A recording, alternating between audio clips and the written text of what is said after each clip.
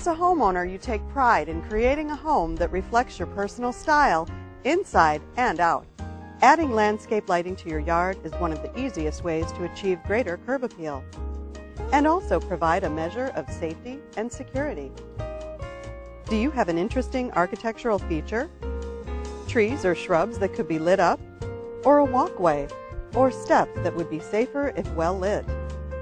It's like jewelry for your yard. It creates that perfect finishing touch. Seriously, if you can put up holiday lighting, you can do this.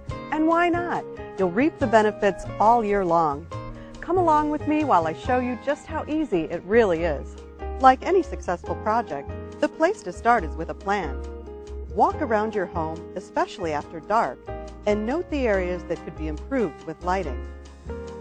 First, I used my trusty flashlight to help me determine the best locations to enliven my home with light. Now for the really fun part, choosing the lighting fixtures. For this project, I plan to use these carriage-style lights on either side at the base of the steps, providing a welcoming touch leading to my front door. Then I'll use these walk lights to accent my landscape border and shed some light down along my sidewalk. And lastly, I'll use these floodlights to create an uplighting effect on my porch and the brick on the corner of the house. This rock floodlight will add a natural-looking element in my garden. So now that I've got a plan, I'll need to consider how to power my lights.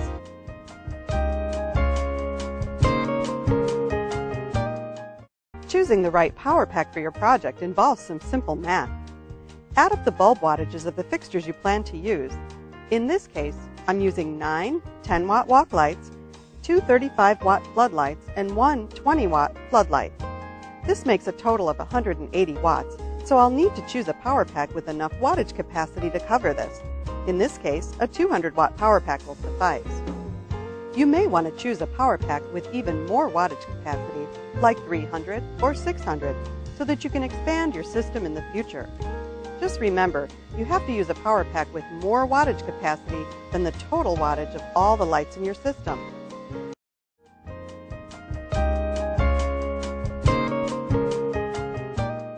I have my lights, power pack, and cable ready to go. It's time for the installation. I'll start by preparing all of my fixtures. They're so easy to assemble right out of the box. Just a few quick fittings, and I'll pop in the bulbs and I'm ready. I've assembled them all in one place so that I can account for all my parts and pieces and keep them safe. Next, I'll place my lights where I want them positioned.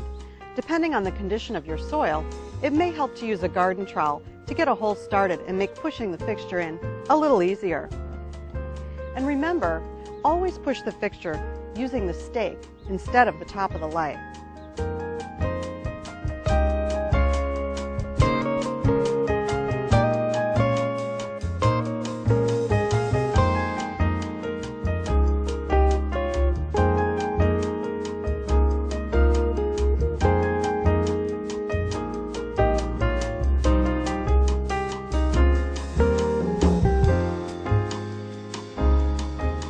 Now, I'll loosely string the cable to where the lights are, leaving plenty of slack for repositioning and allowing for the growth and expansion of my landscape.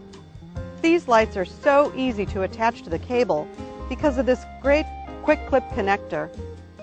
And if I decide I want to reposition a light, I just unclip it, move the fixture, and reclip it.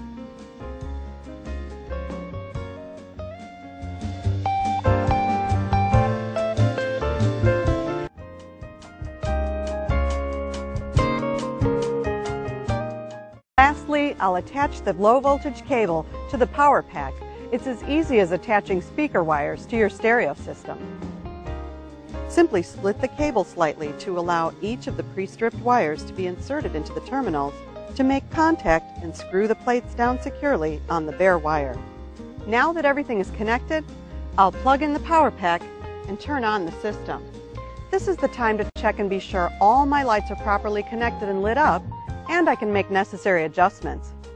At this point, it's a good idea to wait until dark to see if all the lights are positioned for optimal lighting effect. After I've finished the installation, tested the system and made adjustments, I'll come back and conceal the cable. Then I'll set the timer on the power pack so the lights go on and off automatically. Each power pack comes complete with its own unique timer. What could be easier than that? In about as much time as it takes me to put up my Christmas lights, I've created a simple home improvement project that will add curb appeal both day and night. Rather than fading into the darkness, it is illuminated with a distinctive presence. I've made it safer and more secure by eliminating any dark corners and lighting a path for my guests.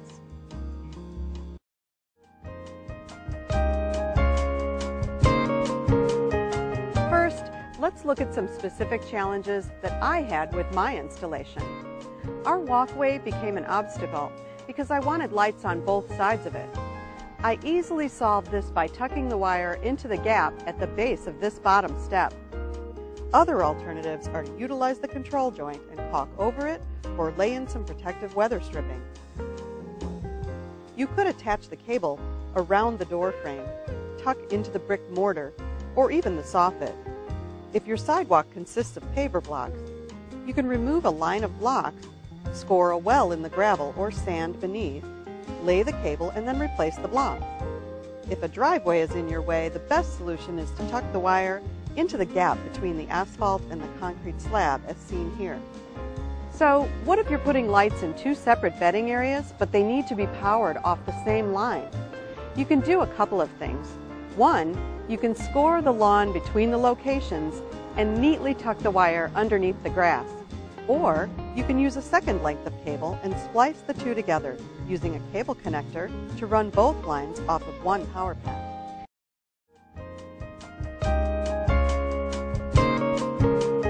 During the installation demo, I showed you some lighting techniques that can be achieved with the specific light fixtures that I was using.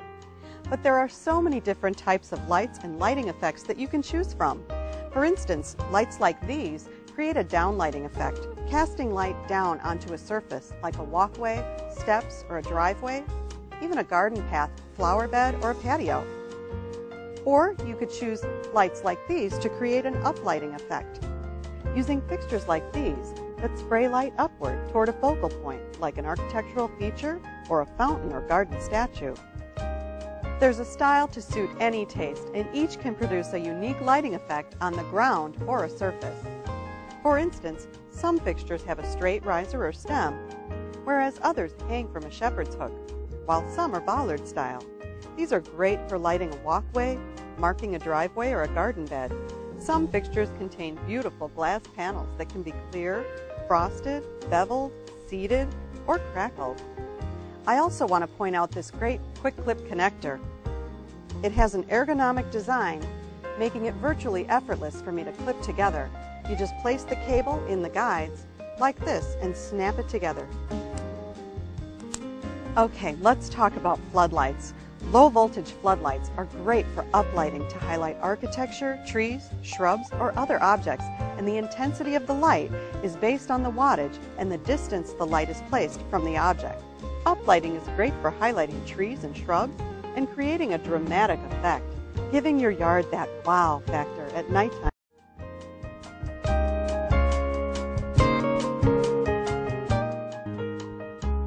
Here's where you can really get creative with lighting. We all enjoy spending time on our decks, entertaining, dining al fresco, or just enjoying the fresh air. What better way to extend the time you can spend on your deck than to add lighting, allowing you to utilize and enjoy the space well into the evening. There are many ways to add lighting to your deck.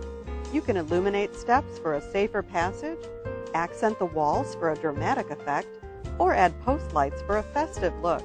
Much like installing lighting in the ground, adding it to your deck is really quite simple. I'll need a few extra tools, but nothing too complicated. I'm adding these surface lights to the staircase to create a safer, well-lit entryway. And I'm using these small sconce-like lights on the walls and railing posts to cast light down onto the surface, providing a festive and inviting glow. I cut these holes according to the template provided with the fixtures. I simply ran the cable underneath the deck and brought it up to where the holes are so I can attach my lights. Once they're all connected, I'll plug in the power pack to test them. With all of them in good working order, I can get to work fastening them all in place.